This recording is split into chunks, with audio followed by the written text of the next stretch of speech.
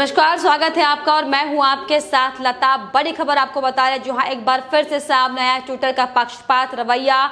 बंगाल में राष्ट्रपति शासन की मांग पर कंगना का अकाउंट किया गया बैन। जहां आपको बता दें, अभिनेत्री ने बंगाल हिंसा पर ममता बनर्जी की खोली थी पोल और तानाशाह रवैया ने बंगाल में ही कंगना पर किए गए मुकदमे दर्ज। जहां आपको बता दें कि बंगाल में हुई हिंसा पर राष्ट्रपति शासन की मांग पर ट्विटर ने एक बार फिर से अपना पक्षपात रवैया अपनाया है। पश्चिम बंगाल में हो रही हिंसा पर मुखर होकर बात रखने के लिए माइक्रो ब्लॉगिंग वेबसाइट ट्विटर ने बॉलीवुड अभिनेत्री कंगना रनौत का अकाउंट सस्पेंड कर दिया, जो कि वाकई बेहद शर्मनाक है। हालांकि आपको बता दें कि ट्विटर ने सफाई पेश करते हुए कहा है कि नियमों के उल्लंघन पर यह कार्रवाई की गई है, लेकिन किसने नियमों का उल्लंघन बंगाल में किया ये हम सब ने देखा। किसने बंगाल में नरसंहार किया ये हम सब ने देखा, और किस तरीके से बंगाल में बीजेपी के दफ्तरों को जलाया गया ये हम सब ने देखा, और किस तरीके से बंगाल में महिलाओं के साथ मारपीट की गई, उनके साथ बलात्कार किया गया ये हम सब ने देखा। लेकिन सिर्फ और सिर्फ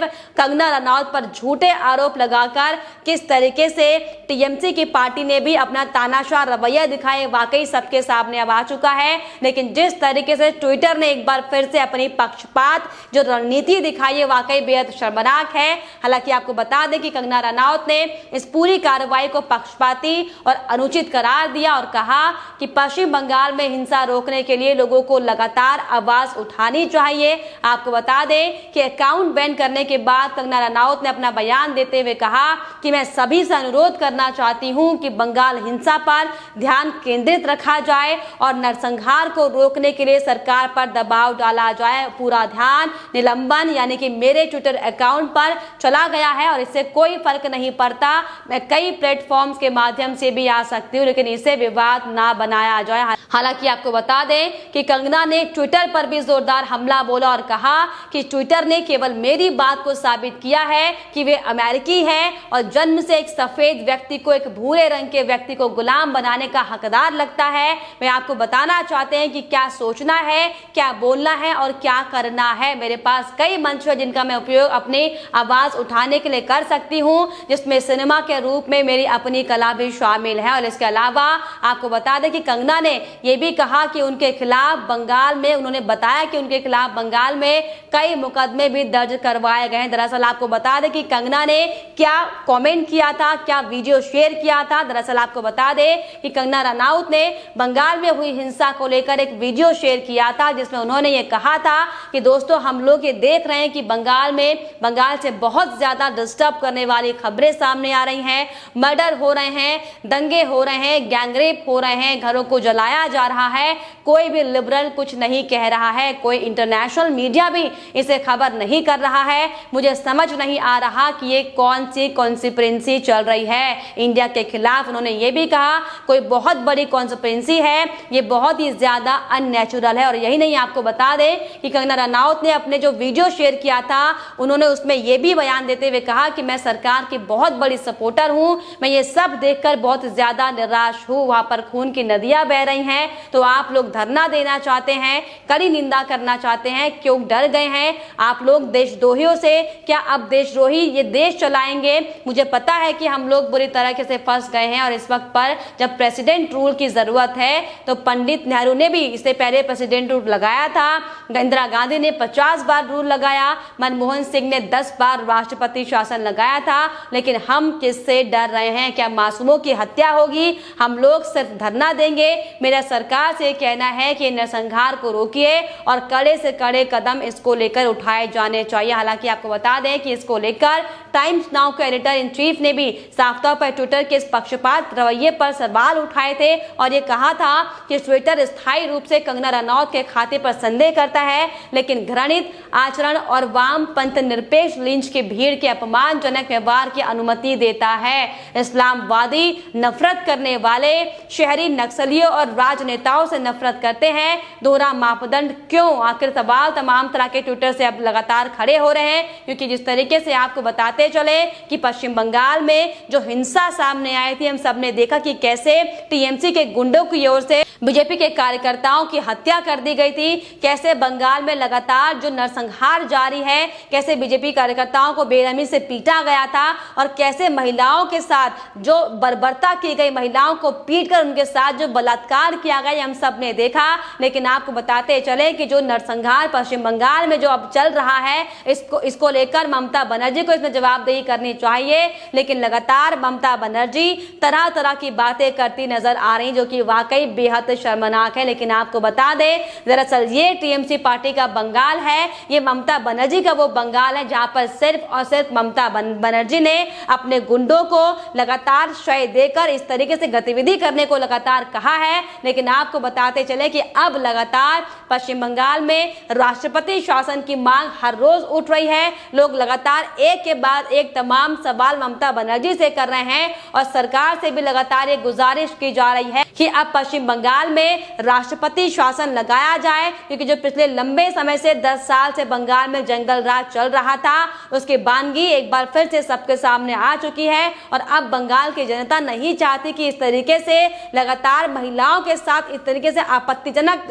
घटना की जाए, इस तरीके से खून की नदियां बहा जाए। लेकिन आपको बताते चले कि उन पर कार्रवाई करने की बजाय सिर्फ और सिर्फ राजनीति करने का काम यहाँ पर ट्विटर भी करता हुआ दिखाई पड़ रहा है। पक्षपात की राजनीति यहाँ पर ट्विटर की ओर से की गई है। लेकिन आपको बता दें कि ये कोई पहली बार नहीं है कि जब ट्विटर पर पक्षपात का आरोप लगा हो, क्योंकि इससे पहले भी हमने देखा था कि कैसे किसान आंदोलन के नाम पर ट्विटर की पक्षपात की तस्वीरें सामने आई थी, कि इस तरीके से लगातार किसान आंदोलन को लेकर तरह तरह के देश के खिलाफ जो भ्रामक शब्द फैलाए जा रहे थे, उस पर किस तरीके से लगातार, हालांकि मोदी सरकार ने कई बार ट्विटर को फटकार भी लगाई थी, भारतीय ट्विटर को, लेकिन बावजूद इसके लगातार भारतीय ट्विटर पक्षपात करता हुआ दिखाई पड़ा था। हालांकि आपको बता दें कि मोदी सरकार के कड़े एक्शन के बाद ट्विटर के निदेशक को अपना इस्तीफा देना पड़ा था। लेकिन आपको बता दें कि बहुत ज्यादा शर्मनाक है जहां पर सोशल साइट प्लेटफॉर्म इस तरीके से पक्षपात करते हैं, किसी की बातों को छुपाया जाता है, किसी की बातों को दिखाया जाता है, जिससे साफ तौर पर यह जाहिर होता है कि भारतीय ट्विटर भी किसी एजेंडे पर को लेकर काम करता हुआ दिखाई पड़ रहा है, जिसकी बानगी किसान आंदोलन के बाद एक बार फिर से भारतीय ट्विटर ने यहां पर साफ तौर पर पेश की, जो कि वाकई बेहद शर्मनाक है। लेकिन आपको बता दें कि अब इसको लेकर लगातार सोशल मीडिया पर भी तरह तरह की बातें हो रही हैं। लोग साफ तौर पर अपनी प्रतिक्रियाएं देते हुए साफ तौर पर कहते दिखाई पड़ रहे हैं कि आज कहां गए वो लोग, चाहे वो जावेद अख्तर हो, फरहान अख्तर हो, उर्मिला हो, बरखा दत्त हो, रवीश हो, नसीरुद्दीन हो, दीपिका पादुकोण, बंगाल में हो रही बीजेपी कार्यकर्ताओं की नृशंस हत्या पर अब चुप क्यों बैठे हुए हैं? इन लोगों को क्या सांप सूंघ गया है? ये लोग बिना आत्मा की जिंदा लाशें मात्र भर हैं। तो तमाम तरह के आरोप उन तमाम वामपंथियों पर अब लग रहे हैं जो लगातार टीएमसी की ओर से की गई इस तरह की गुंडागर्दी पर चुपचाप बैठे हुए हैं। हालांकि अगर अभी कोई भी मुद्दा मोदी सरकार के खिलाफ छेड़ने का होता तो ये लगातार तमाम दलाल पत्रकार दलाल तमाम ये वामपंथी सिर्फ और सिर्फ झूठी बातें फैलाने के लिए, सिर्फ और सिर्फ हवा बनाने के लिए तमाम तरह की बातें करते हैं, बड़े बड़े ट्वीट्स लिखते हैं। लेकिन अब आपको बताते चले कि जब बंगाल में जो हिंसा की तस्वीरें सामने आई हैं, इस पर इन तमाम वामपंथियों के मुंह बंद है। आखिर क्यों नहीं इसको लेकर अब कोई प्रतिक्रियाएं बार बार सामने आ रही, सवाल वाकई बार बार खड़े होते हैं। हालांकि आपको बता दें कि लगातार सोशल मीडिया पर लोग अपनी बातें रख रहे हैं और ये साफ तौर पर कहते हुए दिखाई पड़ रहे हैं कि अमानतुल्लाह खां, जिसने कैसे गर्दन काटने तक की धमकी दे दी थी अपने ट्विटर प्लेटफॉर्म से, लेकिन उसके ऊपर कोई कड़ी कार्रवाई नहीं की गई, जो कि वाकई साफ तौर पर ट्विटर के दोहरे चरित्र को दिखाता है। लेकिन आपको बताते चले कि अब सवाल उठने लगे हैं, लोग ये साफ तौर पर पूछने लगे हैं कि आखिर अमानतुल्लाह का खाता फोन करने के बाद से ही बरकरार क्यों है? दिल्ली दंगों के बाद स्वरा, शहला, शारजील का खाता बरकरार क्यों है? बंगाल हिंसा के लिए कंगना का अकाउंट सस्पेंड क्यों है? वाह, बहुत बड़ी महानता। तो वाकई जिस तरीके से लगातार इससे पहले हमने देखा था कि कैसे एक के बाद एक तमाम देश विरोधी नारे लगाए गए थे, कैसे देश विरोधी बातें की गई थी, देश विरोधी बयान कैसे राजनेताओं के लिए दिए गए थे, लेकिन उन पर उनके ट्विटर को बैन नहीं किया गया। लेकिन जब कंगना रनौत ने एक बार फिर से अपनी आवाज मुकर की देश हित को लेकर, तो कैसे ट्विटर ने अपनी असलियत दिखाते हुए कंगना रनौत का अकाउंट बैन कर दिया। ये साफ तौर पर बड़ा इशारा करता है कि ट्विटर भी साफ तौर पर किसी एजेंडे पर काम कर रहा है, जो कि वाकई बेहद शर्मनाक है। लेकिन जिस तरीके से आपको बताते चले कि बंगाल में जो हिंसा इस वक्त चल रही है, इसको लेकर ना ही किसी विपक्ष की कोई प्रतिक्रिया सामने आई है, जो कि अपने आप में दिखाता है कि वो विपक्ष जो लगातार सिर्फ और सिर्फ मोदी सरकार को घेरने के लिए तरह तरह की बातें करता है, लेकिन जब धरातल पर वाकई जहां पर जरूरत होती है बोलने की, अपनी जवाबदेही पेश करने की, वहां पर हर बार की तरह अपना मुख बधिर होकर बैठ जाता है, जो कि वाकई बेहद शर्मनाक है। लेकिन आपको बताते चले कि जो अब बंगाल से तस्वीरें सामने आ रही हैं, जो गुंडागर्दी की तस्वीरें सामने आ रही हैं, जो कश्मीर पार्ट 2 बनाया जा रहा है, इसको लेकर आपको बताते चले कि बंगाल में अब बहुत जल्द राष्ट्रपति शासन लगेगा। हालांकि इसी की बात कंगना रनौत ने अपने ट्विटर पर की थी, लेकिन एक बार फिर से ट्विटर ने अपनी मानसिकता को दिखाते हुए, अपने पक्षपात रवैये को दिखाते हुए कंगना रनौत का ट्विटर हैंडल बैन कर दिया, जो कि वाकई बेहद शर्मनाक है। लेकिन फिलहाल इस पर आपकी क्या राय, हमें कमेंट बॉक्स में जरूर लिखेगा। साथ ही साथ हमारे चैनल को सब्सक्राइब करना भी ना भूलें।